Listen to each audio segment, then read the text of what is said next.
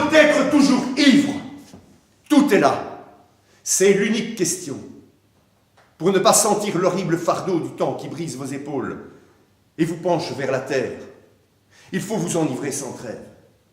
Mais de quoi? Mais de vin, de poésie ou de vertu, à votre guise. Mais enivrez-vous.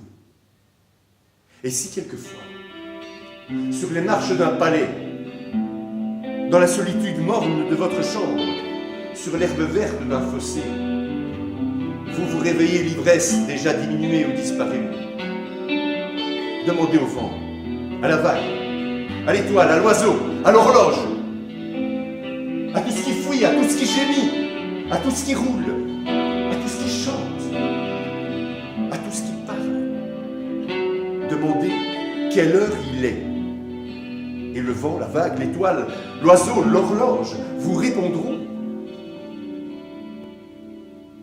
Il est l'heure de s'enivrer. Pour n'être pas les esclaves martyrisés du temps, enivrez-vous sans cesse de vin, de poésie ou de vertu. À votre guise.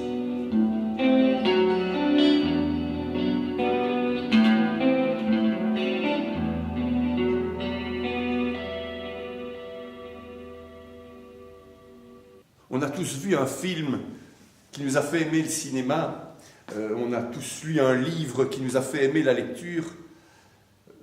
Pour ma part, en tout cas, c'est Charles Baudelaire qui m'a fait aimer la poésie, surtout quand il dit dans le Spleen de Paris, dans le texte Le Mauvais Vitrier, il dit qu'il y a des natures purement contemplatives et tout à fait impropres à l'action, qui cependant, sous une impulsion mystérieuse et inconnue, agissent quelquefois avec une rapidité dont elles se seraient crues elles-mêmes incapables.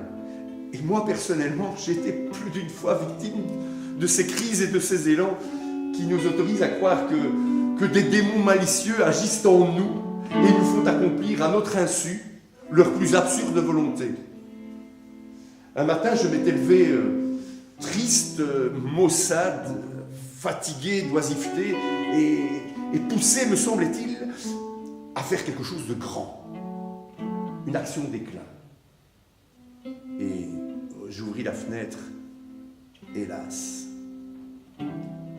La première personne que j'aperçus dans la rue, ce fut un vitrier dont le cri perçant, discordant monta jusqu'à moi à travers la lourde et sale atmosphère parisienne. Je ne sais d'ailleurs pourquoi je fus pris à l'égard de ce pauvre homme d'une haine aussi soudaine que despotique. Hé! Hé! Et je lui criai de monter. Cependant, je réfléchissais non sans quelque gaieté que, ma chambre étant au 6e étage, le pauvre homme devait éprouver quelque peine à opérer son ascension et accrocher en maint endroit les angles de sa fragile marchandise. Enfin, il parut. J'examinai curieusement toutes ces vitres et je lui dis « Comment ?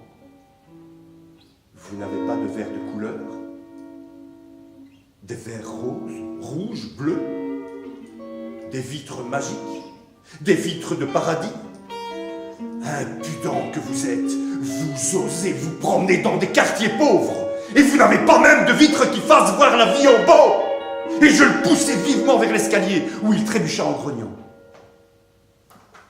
Je m'approchai du balcon et je me saisis d'un petit pot de fleurs. Et quand l'homme reparut au débouché de la porte, je laissai tomber perpendiculairement mon engin de guerre sur le rebord postérieur de ses crochets.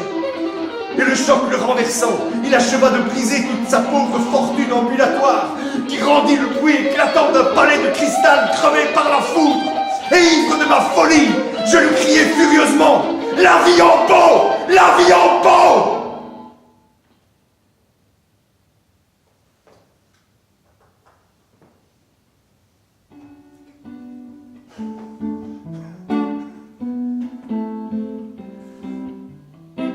Ces plaisanteries nerveuses ne sont pas sans péril. Et on peut souvent les payer cher.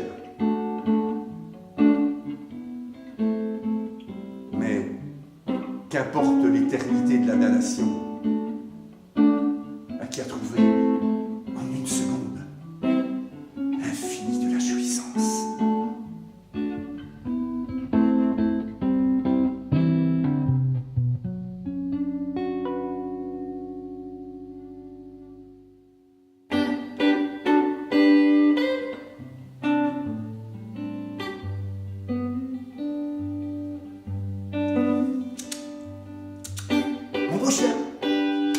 Mon beau chien, mon cher toutou, approchez, approchez, et venez respirer un excellent parfum acheté chez le meilleur parfumeur de la ville. Et le chien, en frétillant de la queue, ce qui est, je crois, chez ces pauvres êtres, le signe correspondant du rire et du sourire, s'approche et vient poser curieusement son nez humide sur le flacon débouché. Puis, reculant soudainement avec effroi, il aboie contre moi en manière de reproche. Ah, misérable chien, si je vous avais donné un paquet d'excréments, vous l'auriez flairé avec délice et peut-être dévoré. Ainsi vous-même, indigne compagnon de ma triste vie,